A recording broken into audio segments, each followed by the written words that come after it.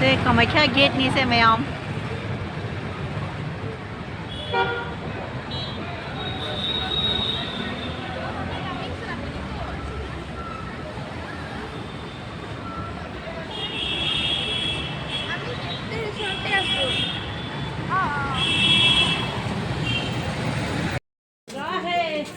मंदिर हले मैमนี่แกมจำหลักในซีมันดีซีกันอยู่นะ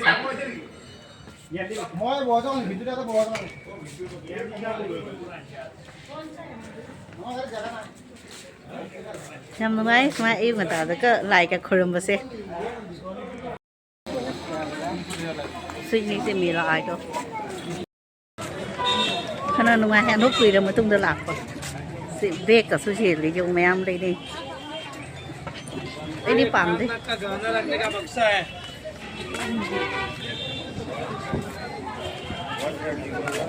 Do aina like a koram loraga mayam kamikha ka koram loraga dugadi video to hode asiga anna seva setrai khod like koramba loiba mi ayamba asigane charning ba mi na ne chaklam ba mi na siga changaga chaba jani adugi lambi duni aina yenghalise mayam do si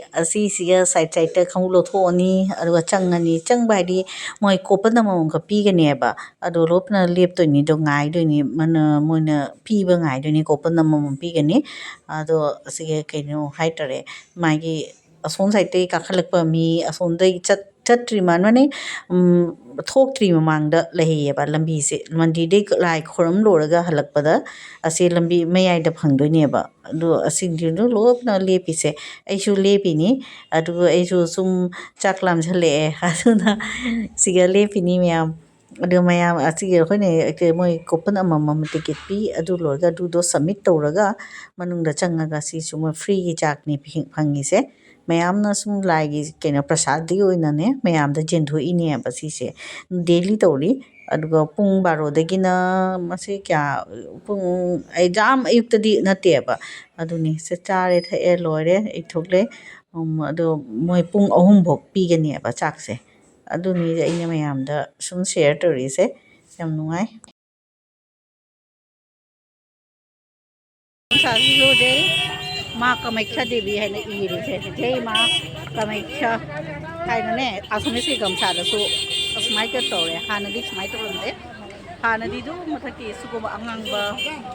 sugoma tani tari se di smai gamsa su se me jole mayam ni lainari prasad senior view ngoài bên đây súng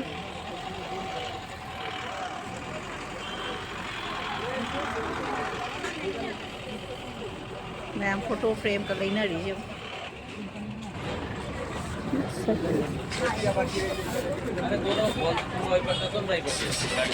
no ai bani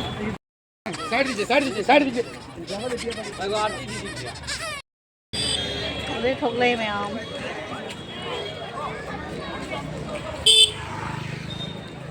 कोटे जो ले side side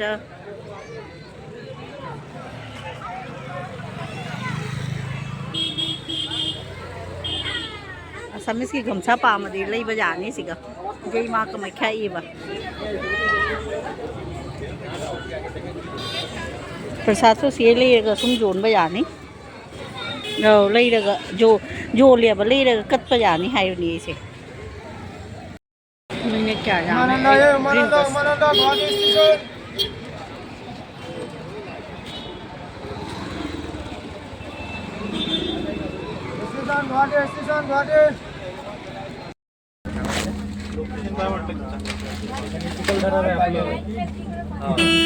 location सारखं नाही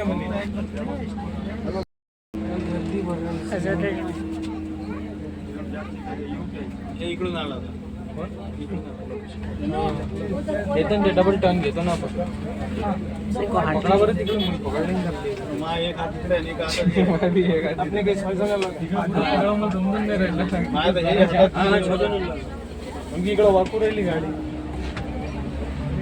गुवाहाटी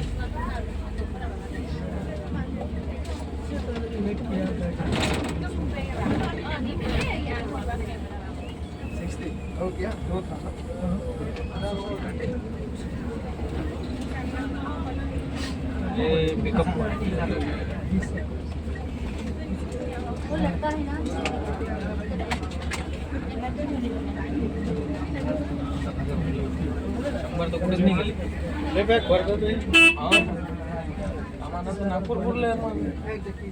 नागपूरला एवढी नाही भरत खरंच नाही भरत नागपूरला एवढी नाही Bharat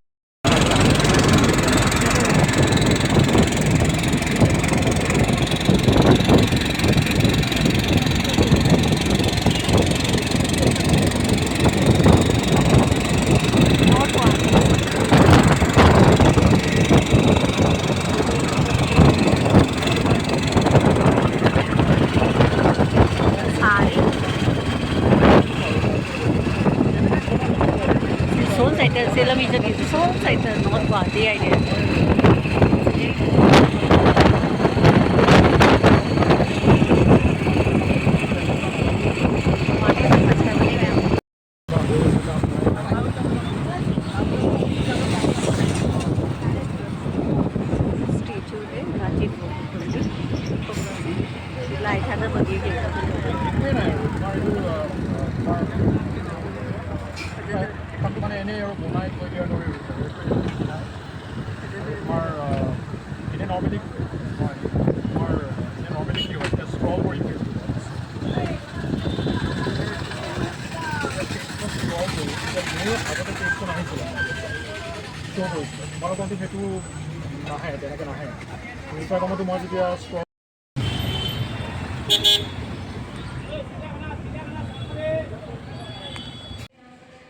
Namna he sanda taare ekdam mambana ngasi se jamna nungsa thokte sum pung mari makhai hele nga ta dure do sini se ei myam da sum share tawni tawni si upambi se kakhidore nungaite ma ayu lusle si upambi se layeroi aduna ei video ta horini hujik ningjalakna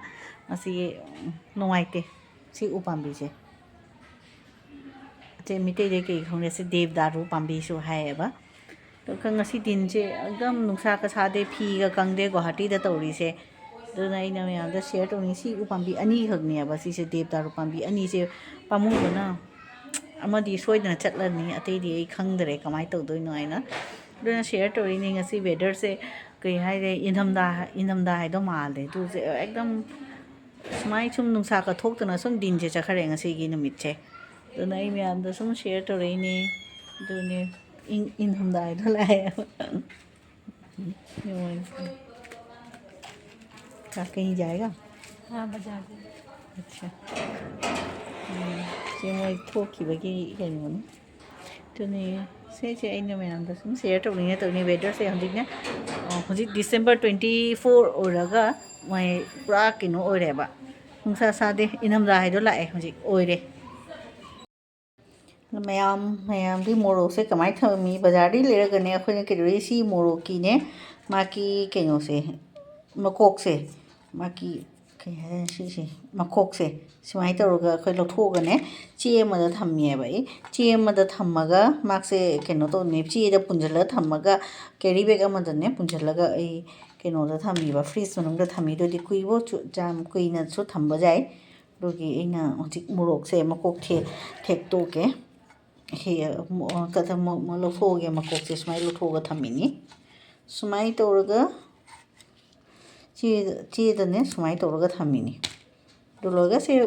polythene ma se che band hadi che si ga romaga carry bag amana chomsalaga freeze manung da thamdoi di do kha kui bok ne ja bani morok se thamba ja bani smai tawradi heke makok se thik tana thamadi pum ba su jawri ba morok se aduna asi morok ki makok se lothoga asumai thambani to ni sum mayam da aina to was sum share to reini mayam ai wa ma hangi mayam se ing ba si ya nuai bra olang ba da nuai bra olang kha da nuai bra in ham da nuai bra aina sum khangni ni share to bi na si komai in ham da hujik po in ham da se leitre khara leiri le ro dar khangde hujik po jam na di ing ri ba sum keno oi adi full shirt ama lidlaga sum leiba jai jamna sweater ka darkar oba dugam oidri siga in Guwahati da da atei mapham da di khara sum ingam gani da khoi di khara leire di sum December se sum loisala e ne sum January ja ni do khara ingani February adum Saraswati Puja yawadi inamda go leitre adu sum nungsa sare sweater linadre inamda ge sweater se leidrasu jaye ba khoi siga de okha kuina kane kai hai tare maya mane okha kuina leirasu sum use to jaye ba jamna inamda che leitabani na aduni aina sum maya da sum share tani na tawrini ꯃꯌꯥꯝꯗ ꯏꯅꯝꯗꯥꯁꯤ ꯌꯥꯝ December January bus ꯂꯣꯏꯔꯦ December ꯖꯧ ꯍꯧꯖꯤꯛ ꯉꯁꯤ 24 ꯌꯧꯁꯜꯂꯦ ꯑꯗꯨꯃꯛꯇꯁꯨ ꯏꯪꯕꯗꯣ ꯂꯩꯇꯦ ꯁꯤꯒ ꯌꯥꯝꯅ ꯒꯨꯋꯥꯍꯥꯇꯤꯗ ꯑꯗꯣ ꯑꯇꯩ ꯑꯇꯩ ꯃꯐꯝꯗ ꯌꯥꯝ ꯏꯪꯉꯝꯒꯅꯤ ꯖꯅꯋꯥꯔꯤꯗꯁꯨ ꯌꯥꯝꯗꯤ ꯈꯔꯗꯤ ꯏꯪꯕ ꯌꯥꯏ ꯖꯅꯋꯥꯔꯤꯗ ꯑꯗꯨ ꯂꯣꯏꯔꯒ ꯁꯨꯝ ꯈꯔ ꯂꯩꯔꯒ ꯁꯔꯁꯋꯇꯤ ꯄꯨꯖꯥ ꯑꯗꯨ ꯂꯣꯏꯔꯒ ꯁꯨꯝ ꯂꯣꯏꯔꯦ ꯏꯅꯝꯗꯥ ꯂꯣꯏꯔꯦ ꯁꯨꯝ ꯑꯗꯨꯒꯩꯗꯤ ꯑꯗꯨꯝ ꯑꯣꯂꯥꯡꯕ ꯃꯇꯝꯁꯤꯅ ꯁꯥꯡꯕ ꯍꯦꯜꯂꯤ ꯏꯅꯝꯗꯥꯁꯤꯁꯨ ꯑꯃꯨꯛ ꯂꯩꯇꯦ ꯑꯗꯣ ꯃꯌꯥꯝꯗꯤ ꯏꯅꯝꯗꯥꯅ ꯅꯨꯡꯉꯥꯏꯕ꯭ꯔꯥ ꯑꯣꯂꯥꯡꯅ ꯍꯥꯟꯅ ꯅꯨꯡꯉꯥꯏꯕ꯭ꯔꯥ ꯑꯩ ꯁꯨꯝ ꯈꯪꯅꯤꯡꯉꯤ ꯁꯦꯌꯔ ꯇꯧꯃꯤꯟꯅꯁꯤ